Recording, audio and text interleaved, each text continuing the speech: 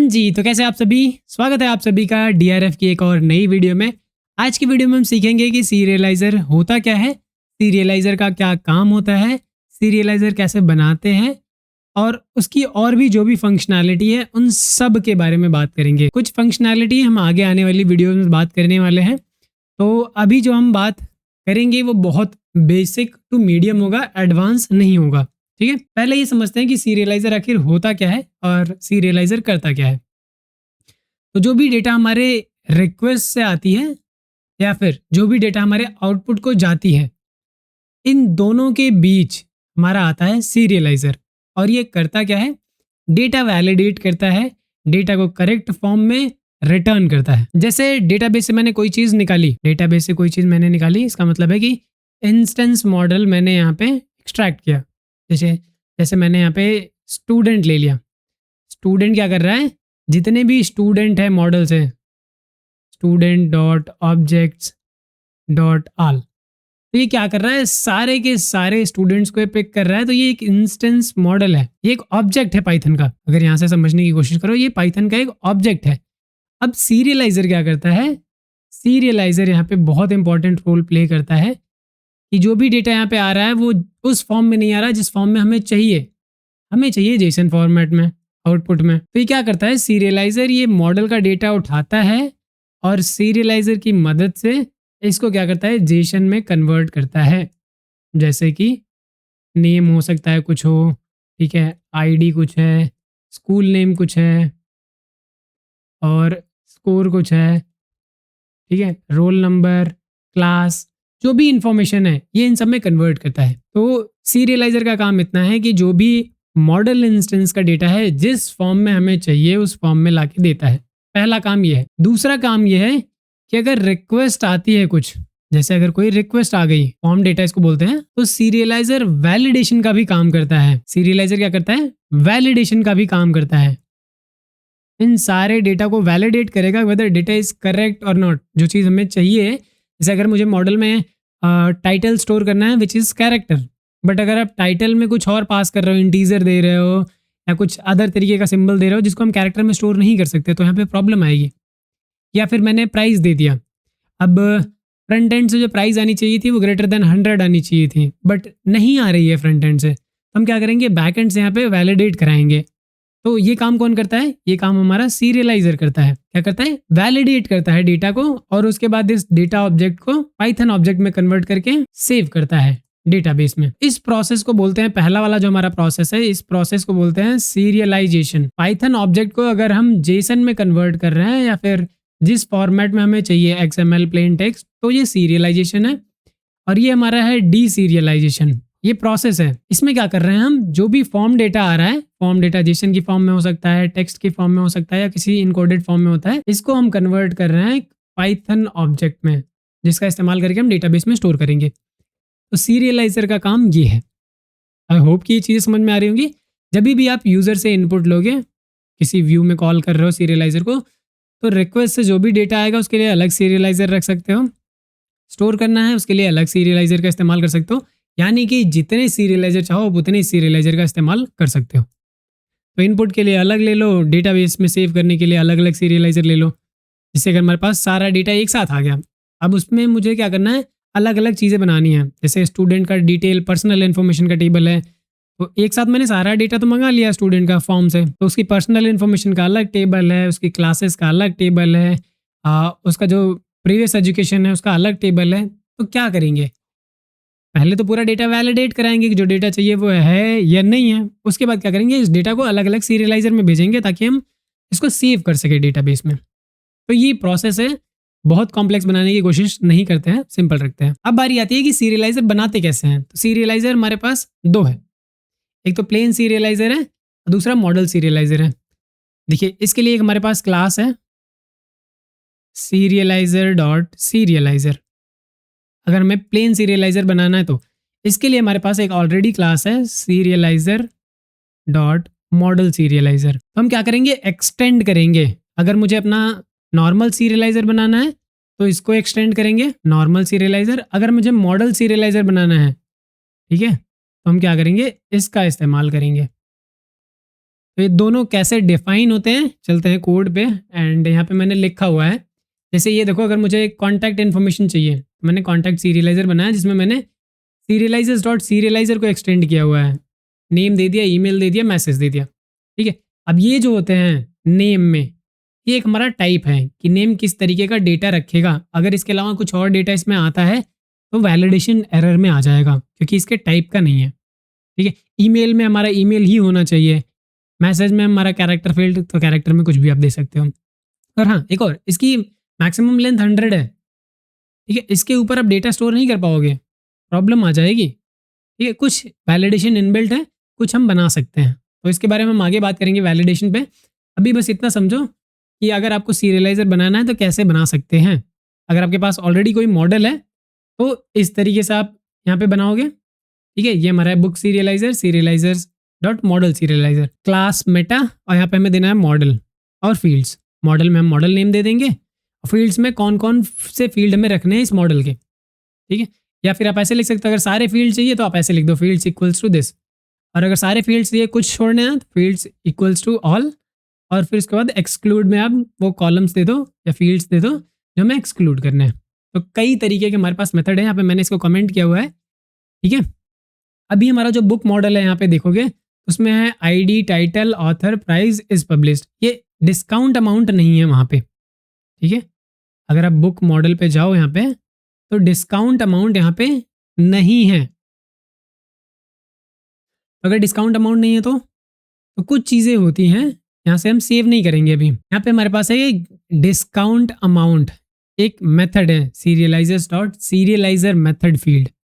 Method field में क्या होता है कि हम मेथड बनाते हैं, जो भी यहाँ पे नेम होगा, जैसे डिस्काउंट अंडरस्कोर अमाउंट है तो यहाँ पे डिस्काउंट अंडरस्कोर अमाउंट हम एक फंक्शन बनाएंगे, उसके पहले हम गेट अंडरस्कोर ऐड करेंगे। ठीक है, तो क्या करेगा, डिस्काउंट अमाउंट हमें रिटर्न करेगा। तो यहाँ पे जो ऑब्जेक्ट है, ये ऑब्जेक्ट हमारा इसी का होगा, बुक का ही ऑब्जेक्ट होगा। ठीक है, तो बुक का हम प्राइस निकालेंगे और फिर हम डिस्काउंट अमाउंट निकाल के रिटर्न कराएंगे। ठीक है, ये बनाने का तरीका है सिंपल। अब यहाँ पे जो फील्ड्स इस्तेमाल हो रहे हैं, जैसे कैर फील्ड है, ईमेल फील्ड है, कैरेक्टर फील्ड है, तो कब कौन से फील्ड होने चाहिए ये आपको कैसे पता चलेगा। तो इसके लिए हमारे पास एक प्रॉपर हमने यहाँ पे डेटा प्रिपेयर किया हुआ है। ठीक है, जैसे अगर मुझे कैरेक्टर स्टोर कराने हैं, जैसे किसी का नाम, एड्रेस या फिर इस तरीके का डेटा स्टोर कराना है, तो हम कैर फील्ड का इस्तेमाल करेंगे। इसमें एक पैरामीटर होता है मैक्स लेंथ, जो कि ज़रूरी है, बताना पड़ता है हमें कि कितने मैक्सिमम कैरेक्टर हो सकते हैं। फिर उसके बाद है एक इंटीजर फील्ड, अगर मुझे कोई इंटीजर स्टोर कराना है तो मैं ये वाला फील्ड टाइप इस्तेमाल करूँगा। कोई फ्लोटिंग पॉइंट वैल्यू स्टोर करानी है तो ये इस्तेमाल करूँगा। ये वैलिडेशन के लिए है। ये एग्जैक्टली अगर आप मॉडल का यूज़ कर रहे हो तो मॉडल में, क्योंकि हम अलग से डिफाइन तो करते नहीं हैं, तो मॉडल में जो डेटा टाइप डिफाइन होगा उसी के बेसिस पे यहाँ पे भी काम करेगा। डेसिमल फील्ड है तो यहाँ पे हमें देना पड़ता है कि मैक्स डिजिट कितनी होंगी और डेसिमल प्लेसेस कितने होंगे। अगर आपको कोई बूलियन वैल्यू स्टोर करानी है तो boolean field, email field, URL के लिए URL field, date field, date time field, ये दोनों अलग अलग है। इसमें सिर्फ डेट आएगा, इसमें डेट टाइम दोनों आएगा। अब एक और है चॉइस फील्ड। अगर आपके पास मल्टीपल चॉइसेस अवेलेबल है, ठीक है, कि इसके लिए ये होगा, इसके लिए ये होगा, ये आगे हम बात करेंगे।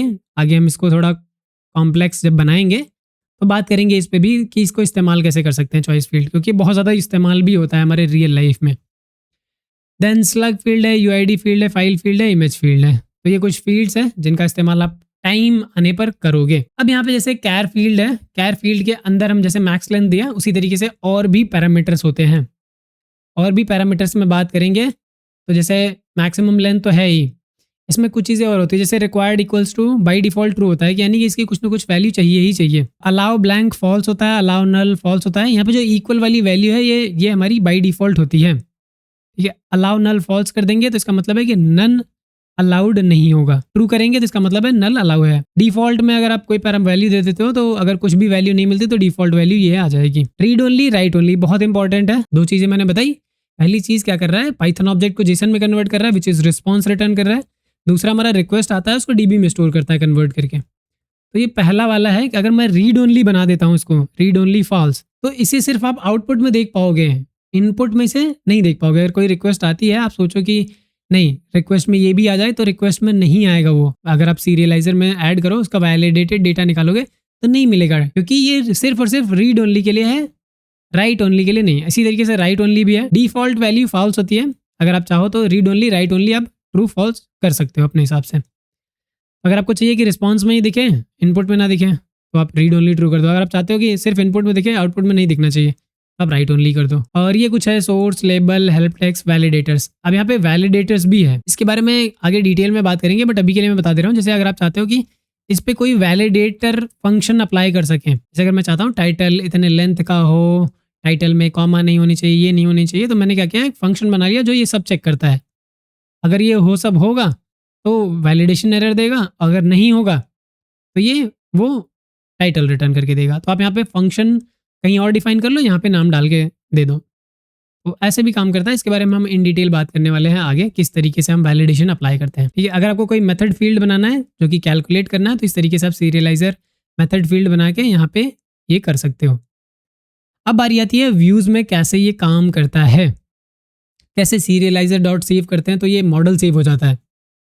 अभी देखो यहाँ पे जो हमने पहले एपीआईज वगैरह लिखी है, यहाँ पे दिखा होगा सीरियलाइजर अगर वैलिड है तो सेव करो, तो जैसे ही हम सेव करते हैं तो डेटाबेस में चला जाता है एंट्री वाई।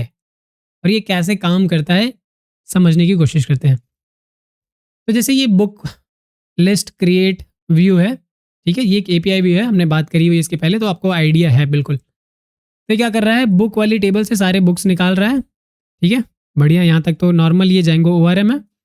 फिर हम कर रहे हैं यहाँ पे सीरियलाइजर, बुक सीरियलाइजर। तो बुक सीरियलाइजर में हमने यहाँ पे बुक्स दे दी, तो जो भी डेटा फील्ड है वो यहाँ पे आ जाएगा। एंड यहाँ पे दिया हुआ है मेन इक्वल्स टू ट्रू, तो ये हमारा एक क्वेरी सेट है बुक्स, ये हमारा एक क्वेरी सेट है। तो ये आपको आइडिया होगा कि अगर क्वेरी सेट है तो मल्टीपल बुक्स भी हो सकती हैं। तो उस केस में हम क्या करेंगे, मेन इक्वल्स टू ट्रू करेंगे। तो क्या करेगा, हर एक इंडिविजुअल बुक्स को सीरियलाइज करेगा। ये देना ज़रूरी है। अगर आपके पास सिर्फ सिंगल ऑब्जेक्ट है, जैसे ऑब्जेक्ट्स डॉट गेट करते हो, तो गेट आपको सिर्फ और सिर्फ एक ऑब्जेक्ट रिटर्न करेगा। अगर एग्जिस्ट करेगा तो फिल्टर भी हमारा क्वेरी सेट हो जाता है, इसमें मल्टीपल रोज आ सकती हैं। तो ऐसे केस में हमें मेन इक्वल्स टू ट्रू देना होगा, ये इंपॉर्टेंट चीज है। इसके बाद यहाँ पे हम कर रहे हैं सीरियलाइजर डॉट डेटा। आगे एक चल के आप पढ़ोगे, एक होता है सीरियलाइजर डॉट वैलिडेटेड डेटा, दोनों में अंतर है। सीरियलाइजर डॉट डेटा और सीरियलाइजर डॉट वैलिडेटेड डेटा में डिफरेंस है। इसमें क्या है, जो भी सीरियलाइज होने के बाद आपको डेटा मिलेगा वो आ जाएगा। वैलिडेटेड डेटा में वो वैलिडेशन परफॉर्म करेगा।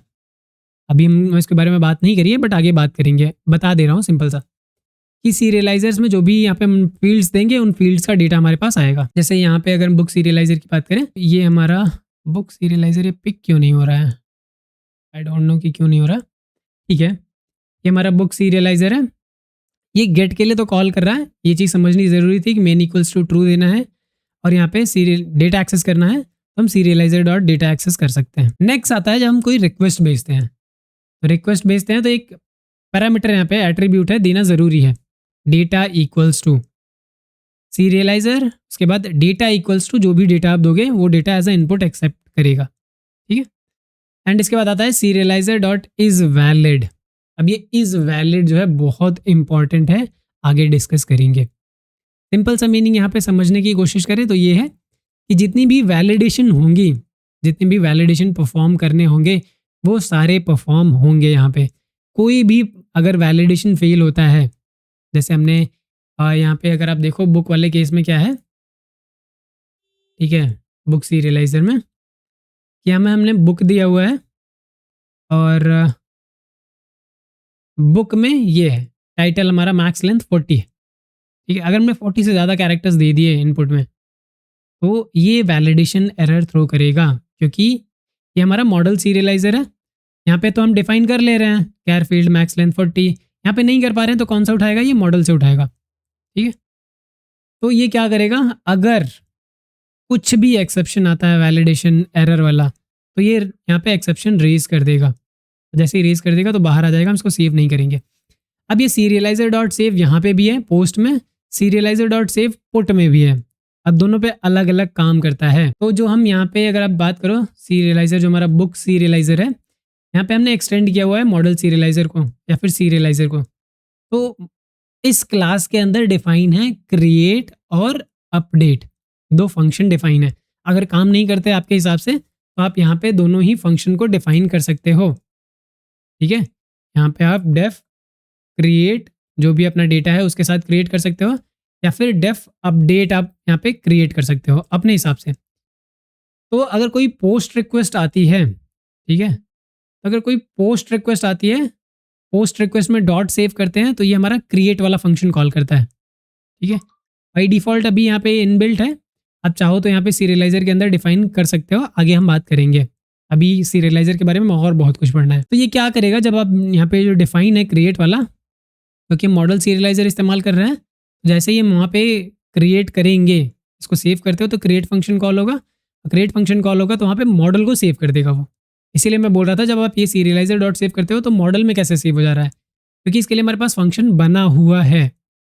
आप चाहो तो अपना बना सकते हो, क्रिएट और अपडेट दोनों ही। अपडेट वाला पुट के केस में चलेगा और क्रिएट वाला यहाँ पे चलेगा। तो ये चीज़ें आपको ध्यान रखनी है। उसके बाद हम यहाँ पे रिटर्न कर रहे हैं सीरियलाइजर डॉट डेटा। बेसिक सा एग्जाम्पल हमारा यही है जिसमें हमें समझना था कि ये काम कैसे कर रहा है सीरियलाइजर। कुछ भी डाउट है तो आप इसको रन करा के देख सकते हो। तो इसको मैंने रन कराया हुआ है, तो यहाँ पे जैसे मैंने यहाँ पे दे दिया life of star, life of Pi बोल दिया, ठीक है, लाइफ ऑफ पाई। इसमें मैंने पोस्ट रिक्वेस्ट कॉल कर दी, बुक्स वाली एपीआई बनाई हुई है। तो यहाँ पे देखो ये लाइफ ऑफ पाई बुक्स वाला चल गया। अगर हम इसको गेट रिक्वेस्ट करते हैं तो you will see gate request में हमारे पास ये डेटा आएगा। 3 बना हुआ है, life of star, life of Pi, ठीक है। तो ये डिस्काउंट अमाउंट भी देखो यहाँ पे एपीआई में आ रहा है, इनपुट में कहीं भी नहीं है। इनपुट में हमने, अगर आप देखोगे बॉडी के अंदर कहीं पास नहीं किया है डिस्काउंट अमाउंट, ठीक है, लेकिन आउटपुट में मिल रहा है। तो ये हमारा सीरियलाइजर मेथड है, ये हमारा रीड ओनली है। सो जितने भी सीरियलाइजर मेथड होंगे वो रीड ओनली होते हैं। तो आई होप कि थोड़ा सा तो डाउट क्लियर होगा सीरियलाइजर के ऊपर। नेक्स्ट वीडियो में हम बात करेंगे मिक्सिन्स के बारे में। सो मिलते हैं नेक्स्ट वीडियो में मिक्सिन्स के साथ। तब तक के लिए कीप लर्निंग। नमस्कार। वीडियो को लाइक ज़रूर कर दीजिएगा।